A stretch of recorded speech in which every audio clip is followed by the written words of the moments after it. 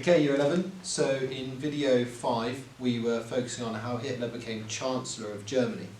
So Hitler became Chancellor of Germany in January 1933. However, as Chancellor there is certain limitations on Hitler's power, on what he's able to do running the country as the Chancellor, or what we would know as the Prime Minister. He still needs to, if he wants to pass laws, for example, he still needs to be able to secure a 2/3 majority in the Reichstag for any laws he wants to pass. Now this is going to be a problem for Hitler, because if he wants to pass his more extreme measures and wants to ensure his control over the country, this is not an ideal situation to be in. Anything controversial could maybe be blocked. So the next couple of years, 1933 and 1934, are the next crucial bit of our course. How Hitler went from being Chancellor to Dictator. Dictatorship being complete control, no questions asked, in complete authority over the whole nation. So we think of another acronym to remember this. Don't get this confused with FLOPT, which is for why Hitler became Chancellor. For Hitler becoming a dictator, we remember Panther. P-A-N-T-H-E-R.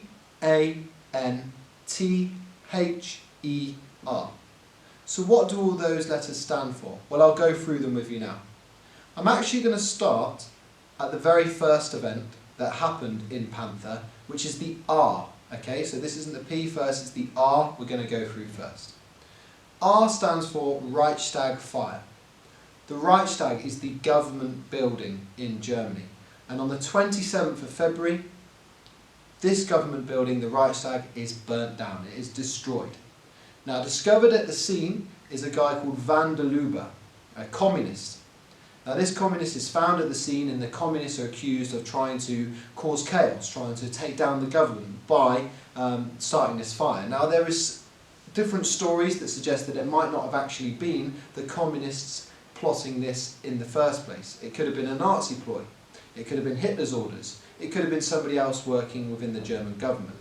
However, the communists are blamed. Van der Lubbe admits guilt to the crime, and the communists are given full responsibility. As a result, Hitler says, this is an emergency. We have the communists trying to take over, trying to cause chaos, therefore I need emergency powers. The President Hindenburg gives him those emergency powers. Those emergency powers means that Hitler is able to get the police to arrest any members of political opposition that could be seen as a threat and take them down, and actually take them out of the public eye, meaning they can't go to speeches, broadcast their messages in any elections. Hitler uses this to arrest any potential threats to his power. So it's the first stage in where actually Hitler is removing opposition. As well as that, the emergency powers means that Hitler has got more of a dictator-like role in leading the country. And finally, it makes the communists look bad. The communists is one of the most popular parties in the country at the time, and now they're being seen to be a party that's causing chaos and wants to actually take control by violent means. So it kind of takes away votes from the Communist Party. So once Hitler's had these emergency powers and taken this control, he then needs to think, how can I make sure these emergency powers are actually the norm? These are the things that we follow all the time. So it moves us on to our next letter, which is the E. We're going to look at the E next, and it stands for Enabling Act. So to ensure that he can pass these laws without anybody in the Reichstag blocking through any propositions from Hitler, the Enabling Law is proposed. The Enabling Law, or the Enabling Act, is the idea that when Hitler, as Chancellor, comes up with a law, it becomes law. There is nobody in the way to block it. How laws are usually passed in Germany before then is it needs a 2/3 majority. If Hitler wants to ban something, or Hitler wants to implement a new tax or whatever else, it needs to be passed with a 2/3 majority in the government, in the Reichstag. This new law, the Enabling Act, will actually mean Hitler says a law, it becomes law. Now, to get the Enabling Act passed through, he needs to actually get the government, the Reichstag, to vote that law in. So he needs a 2/3 majority to vote in a law that takes away their power. So why on earth would he do that? What he does is he convinces some of the rival parties that he will meet some of their needs, some of the things that they would like from the government, and he also uses the SA to kind of intimidate people outside the Reichstag before the vote. Anyway, it's passed through in March 1933, and Hitler has this Enabling Act passed through, which makes him almost in complete control. He now is able to pass laws without getting permission from the Reichstag. A dictatorship. So what's our next letter that we're going to look at? Once the Enabling Act is passed, Hitler goes with this law and decides, I'm going to start implementing some new decisions. The first thing he does, or one of the first things he does, is he bans trade unions. So T is trade unions banned. Okay? Trade unions are workers' organisations where they group together, demand better wages, better working conditions, etc. They could go on strike if they feel uncomfortable with the situation they're in. Banning trade unions removes that threat of the workers. Those workers become part of the German Labour Front, they become part of a Nazi-run organisation, and this is the only group that they are allowed to be part of. Therefore, the Nazis have control over the workers' pay, the workers' conditions, and nobody else has a choice in what the workers do. Hitler has got that working class working for him. P. What does P stand for? P stands for political parties banned. So Hitler, well, does what it says on the tin. It bans all political parties other than the Nazis. All those groups you could have protested with, you could have campaigned with, you could have read flyers from, or attended meetings, etc. They're all banned. So the only party that is present in Germany is the Nazis. You don't hear any other messages, and it means that you are blinkered to anything from the outside. You can only hear the Nazi message now. So that is P.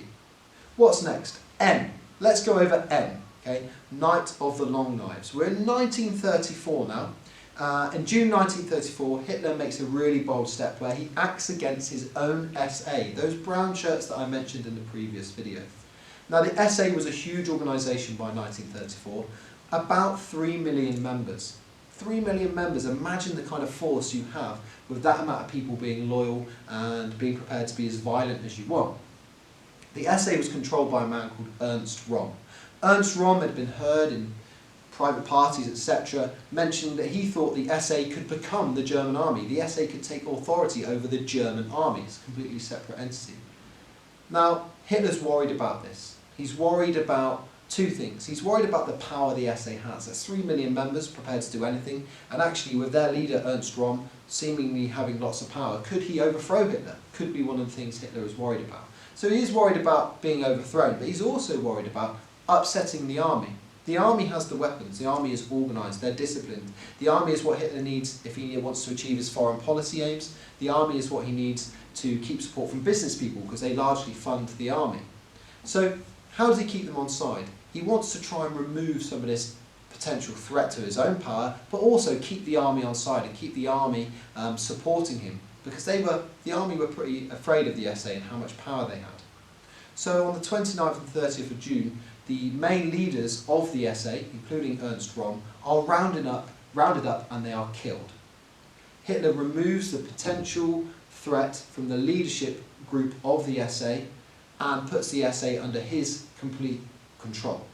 Hitler now runs these 3 million followers who will do now what he says rather than following orders from Röhm, and he also keeps the army on side who see that actually Hitler is working for them. He wants support from the army.